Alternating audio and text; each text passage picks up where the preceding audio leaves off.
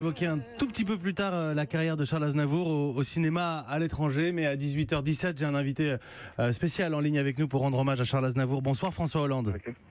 Bonsoir. Merci d'être en direct avec nous. Charles Aznavour, vous l'aviez évidemment rencontré, vous avez même voyagé en Arménie avec lui. Oui, Charles Aznavour, je l'avais rencontré tout au long de sa carrière comme spectateur, mais c'est vrai que j'ai eu un voyage avec lui en partage, puisque nous étions en 2014 à Erevan. C'était dans le cadre d'une visite d'État que je rendais à ce pays ami, et lui était là pour un concert et qu'il avait chanté ce soir-là pour nos deux pays, c'est-à-dire l'Arménie et la France, ces deux pays, même s'il était d'abord français, qu'il entendait toujours parler de la France, mais il était d'origine arménienne et il défendait les causes qui étaient les nôtres, c'est-à-dire la reconnaissance du génocide et puis la lutte contre tous les négationnismes. Il avait aussi pour les réfugiés toujours cette pensée qu'il savait d'où il venait, d'où sa famille venait, et il n'oubliait pas l'accueil qu'il avait reçu en France. Alors après, moi je l'ai revu l'année dernière encore, c'était près de chez lui, près de Mauriès, à Galière, et on avait parlé de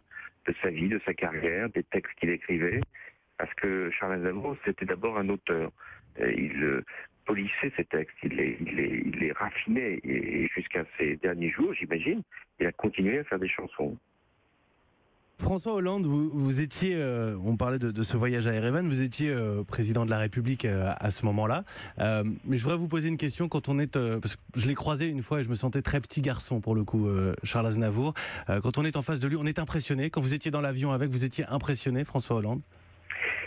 Oui, oui, bien sûr, parce que c'était un monument d'histoire, Charles Aznavour, pas seulement d'histoire de la chanson française, mais aussi du cinéma, de la culture française, des lieux qu'il avait visités, des personnes qu'il avait rencontrées.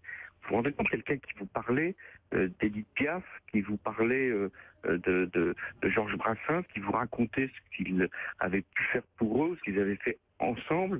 Donc j'étais bien sûr émerveillé. Et ce qui me touchait beaucoup, intimidé, je ne pense pas, mais j'étais ce sentiment d'être privilégié et de pouvoir aussi dire à mes enfants, mes proches, que j'avais pu rencontrer Charles Aznavour.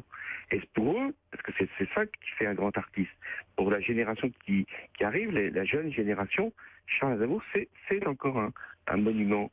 C'est des chansons qui sont fredonnées ou qui sont écoutées par des jeunes. Donc ça, quand vous avez 94 ans, c'est vrai que pour Charles Aznavour, c'était une fierté. Pour le reste, il était très malin, très sagace, donc il connaissait tout de la vie politique française, même de la vie politique internationale. Il parlait de la Turquie, il parlait de la Russie, il avait visité tous les pays. Non, même sur le plan diplomatique, c'était un atout d'avoir Charles Aznavour auprès de soi. François Hollande, Charles Aznavour a beaucoup aidé des jeunes, dans la chanson en l'occurrence. Est-ce que vous aviez pu vous entretenir avec lui sur son regard? Quel regard il portait sur la jeunesse de notre pays, François Hollande? Charles Aznavour, il avait beaucoup de sympathie pour le rap. Ça peut surprendre pour ceux qui pensent que la chanson française, c'est forcément un style particulier. Quand je lui parlais des nouveaux chanteurs, il me parlait de rap. Il me parlait des nouveaux rythmes, il me parlait des mots. Pour lui, le rap, c'était aussi une invention du langage. Et donc, il avait justement cette curiosité, cette ouverture d'esprit qui manque parfois à beaucoup. Lui, il connaissait le rap mieux que bien des jeunes générations. Est-ce qu'il y a une chanson, peut-être des paroles comme ça, qui vous reviennent, qui vous ont marqué, François Hollande?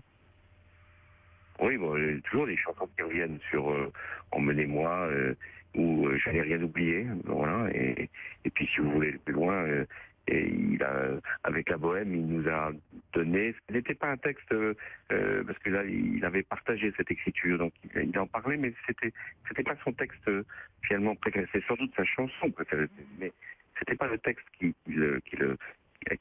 pensait au premier abord. Donc, je pense que celui qui lui plaisait le plus, c'était Je me voyais déjà. Merci beaucoup, François Hollande. Merci d'avoir accordé quelques minutes à Europe 1, aux auditeurs d'Europe 1, pour rendre hommage à Charles Aznavour. Vous voyez, ils sont venus, ils sont tous là. Ce soir, nous allons rendre hommage au grand Charles Aznavour. Avec vous, au 39-21, je vois qu'Elie sera en direct avec nous depuis les Pyrénées-Atlantiques dans quelques instants. Restez bien sur Europe 1.